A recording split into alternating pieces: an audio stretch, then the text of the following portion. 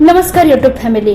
एका स्क्वेअर फीटासाठी 4,82,992 रुपये भाडं। मुंबईतील सर्वात मोठा व्यवहार 9,285 कोटी कुणाला मिळणार? चला तर या संदर्भातील सविस्तर माहिती आपण आजच्या या व्हिडिओद्वारे जाणून घेणार आहोत।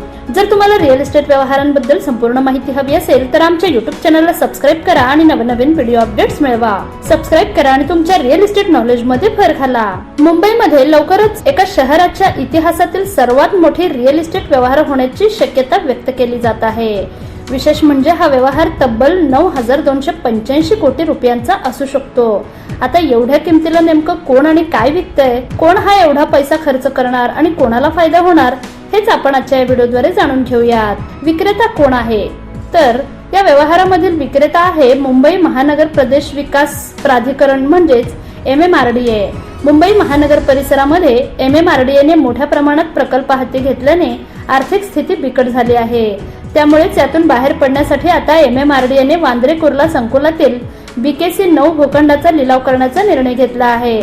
हे भूखंड 80 वर्षांसाठी भाडेतत्वावर देऊन MMRDA 9,285 कोटी रुपयाचं उत्पन्न मिळण्याची अपेक्षा आहे। यासाठी MMRDA निविदाही मागवल्या आहेत। हा व्यवहार करण्याचं कारण काय? MMRDA कडून मुंबई महानगरात 337 किमी लांबीचे मेट्रो जाळे उभारले जात आहे। त्याचबरोबर रस्ते, सागरी मार्ग, सी लिंक तसेच भुयारी मार्गाचे जाळे विणले जात आहे। त्यासाठी MMRDA कडून कर्ज काढून खर्च भागवला जात आहे। सध्या BKCतील भूखंड भाडेतत्वावर देऊन मिळणारा निधी हा MMRDAच्या उत्पन्नाचा मुख्य स्रोत आहे। यापूर्वीही BKCतील भूखंड भाडेतत्वावर देऊन MMRDA सर्वात श्रीमंत प्राधिकरण झाले होते। मात्र आता एकाच वेळी सुरू असलेल्या अनेक विकास प्रकल्पांच्या कामामुळे सध्या प्राधिकरणाची आर्थिक स्थिती बिकट झाली आहे।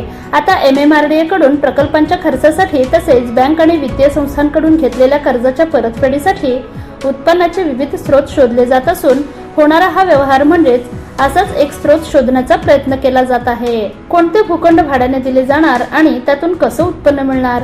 आता MMRDA BKCतील 5 व्यावसायिक वापराचे तर 4 रहिवासी वापराचे भूखंड भाड्याने देण्यासाठी निविदा काढली आहे।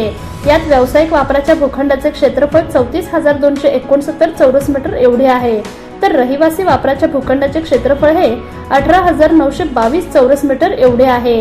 यातील व्यावसायिक वापराच्या भूखंडातून 6,620.63 कोटी रुपये मिळण्याची MMRDA आशा आहे, तर रहिवासी वापराच्या भूखंडातून 2,664 कोटी रुपये मिळण्याची अपेक्षा आहे।